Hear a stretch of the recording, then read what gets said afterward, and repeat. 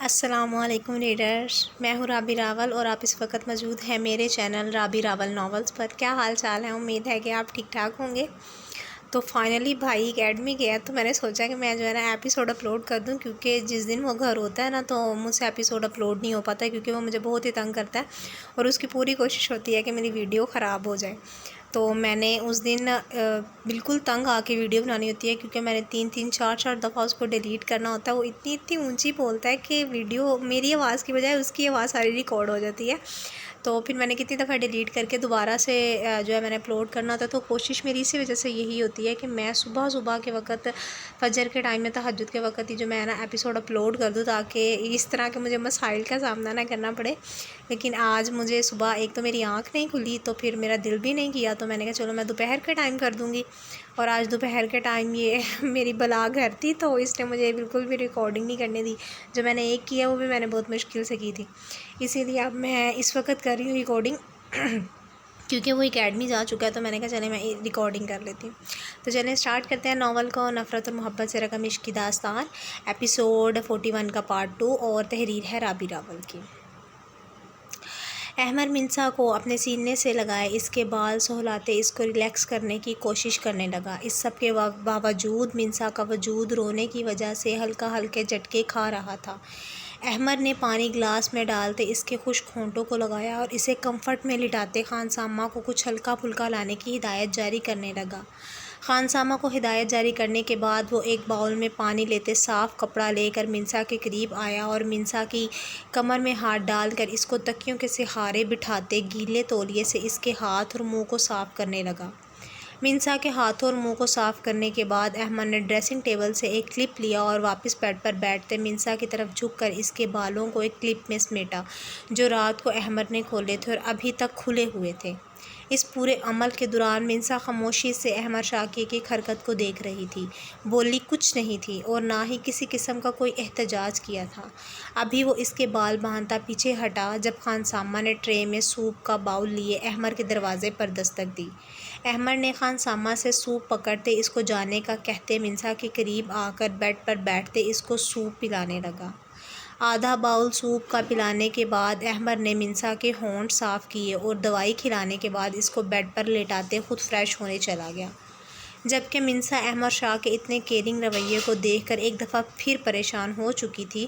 اس کی اتنی پرواہ اور خیال تو کبھی اس کی ماں نے بھی اس کی نہیں کی تھی،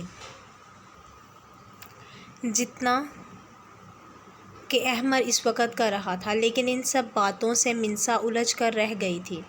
منسا انہی سوچوں میں گم تھی جب احمد شاہ ٹاول سے بال رگڑتا شیشے کے سامنے کھڑا ہوتا بالوں کو خشک کرنے لگا۔ وہ اس وقت شرٹ کے بغیر تھا۔ منسا نے احمد کو شرٹ لیس دیکھتے فوراً اپنی آنکھیں بند کیں۔ منسا کی اس حرکت سے مقابل کے ہونٹ مسکراہٹ میں ڈھلے تھے۔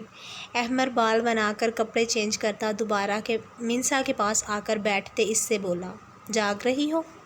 احمد نے منسا کی آنکھیں بند دیکھتے سوال کیا اور منسا کو اس کے نام سے مخاطب نہیں کیا، جو منسا نے بہت شدت سے نوٹ کر لیا تھا۔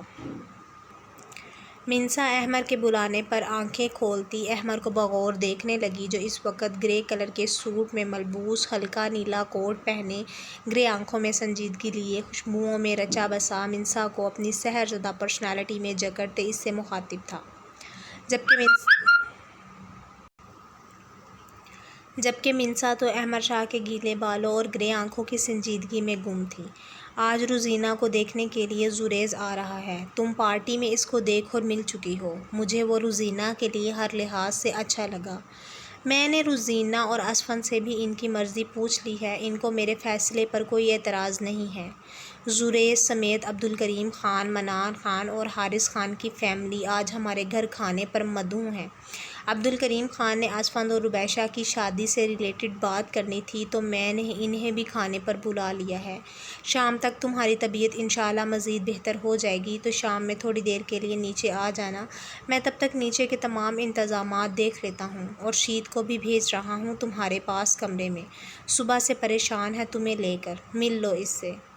منسا احمد شاہ کی بات کو دھیان سے سنتی احمد کے تم کہنے پر ٹھہر گئی تھی۔ بے تکلفی کی یہ دیوار کب گری تھی ان کے درمیان سے منسا سمجھ نہیں آیا، لیکن اسے اچھا لگا تھا احمر کا اسے تم کہہ کر مخاطب کرنا۔ یہ دیوار شاید کل رات ہی گر گئی تھی۔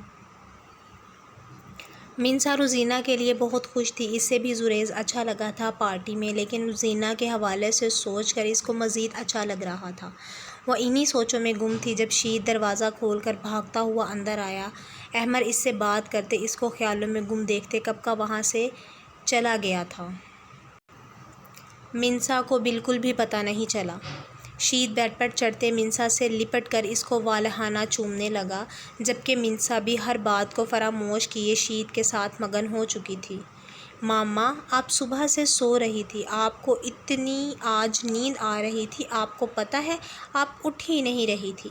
پھر بابا نے کہا کہ وہ آپ کو تھوڑی دیر تک اٹھا کر مجھے بتائیں گے اور پھر میں آپ سے آ کر مل لوں، اور اب آپ اٹھی ہیں تو بابا نے مجھے کہا ہے کہ میں آ کر آپ سے مل لوں۔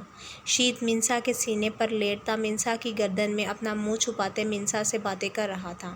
جب شید کی بات سنتے منسا نے بے ساختہ اپنے کپڑوں کو دیکھا۔ کپڑے دیکھنے کے بعد منسا کا چہرہ شرم، جھجک اور غصے سے اس قدر لال ہو چکا تھا جیسے لہو چھلکا رہا ہو۔ ٹھرکی انسان، شرم نام کی کوئی چیز ہی نہیں ہے ان میں، وہ زیر لب بڑبڑاتی احمد شاہ کو کوسنے لگی، جبکہ شید ابھی تک منسا سے باتیں کرنے کے ساتھ مسلسل اس کو چومتے اس سے پیار کرنے میں مصروف تھا۔ ریڈرز، یہ تھی ہماری آج کا ایپیسوڈ نمبر 41 کا پارٹ 2۔ امید کرتی ہوں کہ آپ لوگوں کو پسند آیا ہوگا، اور امید میں یہ بھی کرتی ہوں کہ رسپانس آپ نے کاک بھی نہیں کرنا، میرا مطلب ہے تھوڑا بہت بھی نہیں کرنا۔ تو یہ پنجابی کا ایک ورڈ تھا جو میں نے یوز کیا ہے، اور مجھے پتہ ہے کہ آپ لوگوں کا جب موڈ ہونا ہے، دل کرنا ہے، تو پھر ہی آپ لوگوں نے رسپانس کرنا ہے۔ تو چلیں خیر کوئی بات نہیں ہے، میں اپنا فرض پورا کر رہی ہوں، اور اگر آپ لوگوں کا دل ماننے اور اس بات پہ راضی ہو کہ نہیں یہ ایپیسوڈ اچھی تھی، تو آپ اس کو لائک کر سکتے ہیں، کمنٹ کر سکتے ہیں، اور میرے چینل کو جس نے ابھی تک سبسکرائب نہیں کیا پلیز میرے چینل کو سبسکرائب کریں، کیونکہ ریویو جو ہیں وہ 200-250 تک ہیں کہ اتنے بندوں نے دیکھ لیا، اور سبسکرائبر اب بھی میرے اتنے چننے مننے سے ہیں، میں آپ کو کیا بتاؤں۔ اس لیے جس نے ابھی تک میرے چینل کو سبسکرائب نہیں کیا پلیز سبسکرائب کر دے، کیونکہ ایک انگلی چھوٹی سی ٹچ کرنے سے کچھ بھی نہیں ہوتا، کوئی فرق نہیں پڑتا۔ ایون رائٹر کو تھوڑا بہت فرق پڑ جاتا ہے، لیکن ریڈرز کو کوئی فرق نہیں پڑتا۔ تو پلیز میرے چینل کو ابھی تک جس نے سبسکرائب نہیں کیا وہ ضرور میرے چینل کو سبسکرائب کرے، اور انشاءاللہ کل ملتے ہیں ایپیسوڈ 42 کے ساتھ، پارٹ 1 کے ساتھ انشاءاللہ کل ملاقات ہوگی۔ تب تک کے لیے آپ اپنا خیال رکھیے گا، مجھے دعاؤں میں یاد رکھیے گا۔ اللہ حافظ، فی امان اللہ۔